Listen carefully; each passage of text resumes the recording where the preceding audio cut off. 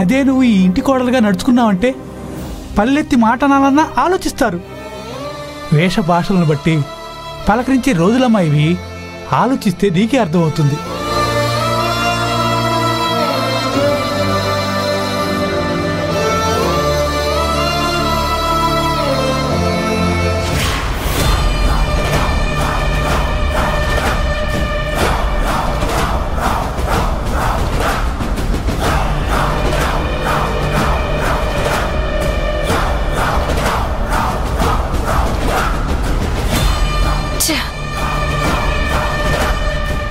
నా తల ముక్కలైపోతున్నట్టు అనిపిస్తోంది.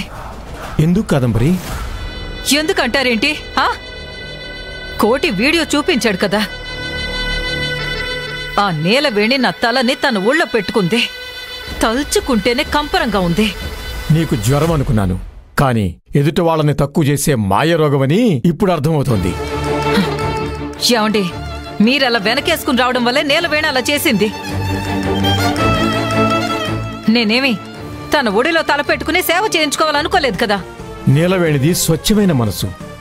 నీకు జ్వరం నుంచి ఊరట కలగాలనే సేవ చేసింది. జ్వరం తగ్గకపోతే ఎంత ఖర్చైనా పెట్టి మంచి మెడిసిన్స్ కొనుక్కుని వేసుకుంటాను. అస్సలు తగ్గకపోతే హై క్లాస్ హాస్పిటల్లో అడ్మిట్ అవుతాను. అంతేకాని ఇలా పని వాళ్లతో సేవ చేయించుకునే కర్మ నాకు పట్టలేదు.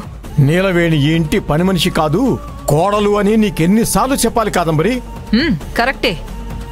మీరు తారక్కి దానికి మ్యారేజ్ రిజిస్ట్రేషన్ చేయించారు కదా.